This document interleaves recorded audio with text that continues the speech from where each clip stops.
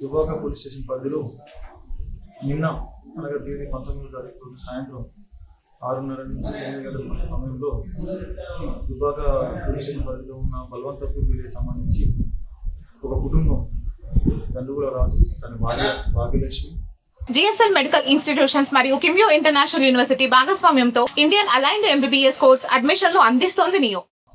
Sushant and Nishant వాళ్ళ శాంతిక 2 years and 5 years babies. వీళ్ళు సిద్దిపేటలో వాళ్ళ యొక్క చుట్టాల యొక్క దినాల కంటే తిరిగి వచ్చే క్రమంలో పనపల్లి దాటిన తర్వాత దేవాలయం దగ్గర అదుపుతప్పి కారు పక్కన ఉన్న పొలంలో గల బావిలో పడి నలుగురు కూడా చనిపోయింది.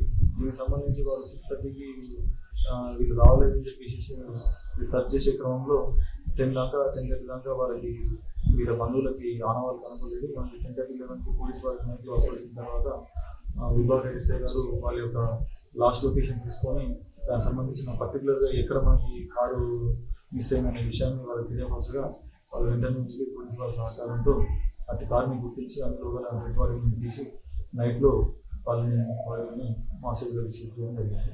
దీనికి సంబంధించి విభాగ పోలీస్ స్టేషన్ పరిధిలో బిఎస్ ప్రకారం కేసు నమోదు చేసి దర్యాప్తు జరిగింది. పనపల్లి దగ్గర ఊరు పక్కకే బావి ఉన్నది. అయితే వెళ్ళి బలంతాపురం ఒడ్డోళ్ళు పండగ కోసం సిద్దిపేట పోయి మళ్ళీ రిటర్న్ వస్తుండగా ఫ్యామిలీతో ఇక్కడ ఏం జరిగిందో తెలియదు. ఇక్కడ బండి అదుపు తప్పి బావిలో పడిపోయింది.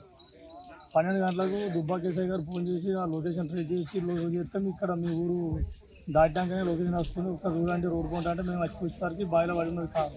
అప్పుడు వెంటనే సమాచారం ఇస్తే వెంటనే ఎస్ఐ గారు వచ్చి సిబ్బందితో వచ్చి ట్రైన్ తీసుకొచ్చి సాయం చేసి తీసేసరికి ఎప్పుడు తల్లి 2 పిల్లలు అతను 4 చనిపోయి ఉన్నారు. ఈ విషయం ఏంటంటే ఇది చాలా బాధాకరమైన విషయం. చాలా సార్లు యాజ్ఞలు జరుగుతున్నాయి. మూడోగా బావి రోడ్డు పక్కన ఉండే వరకు గోడ లేకపోయే వరకు దానికి ఎలాంటి సెక్యూరిటీ కూడా లేకపోయేసరికి ఇలా జరుగుతుంది. ఇవాళ కూడా ఒకతను చనిపోయాడు. దీనికి డిపార్ట్మెంట్ స్పందించి ఇంతకుముందు పాలు పోకుండా కుటుంబాలు కుటుంబాలు పోకుండా దీనికి వాల్స్ కట్టి కాపాడడానికి కోరుకుంటున్నాం. సిద్దిపేటలో వాళ్ళ బావ చనిపోతే దిన కార్యక్రమానికి వెళ్ళారు పొద్దున ఫ్యామిలీతో. వాళ్ళ భార్య పిల్లలు తీసుకొని దిన కార్యక్రమం పొద్దున వెళ్ళారు. తిరిగి ముగించుకొని తిరిగి సాయంత్రం 3:30-4 గంటలకు తిరిగి ఇంటికి రాగా అప్పన్పల్లి శివార్లో టర్నింగ్ మూలమలుపు మీద కారు అదుపు తప్పి బాయిల పడి పిల్లలు భార్యతో పాటు రాజు కొడుక చనిపోవడం జరిగింది.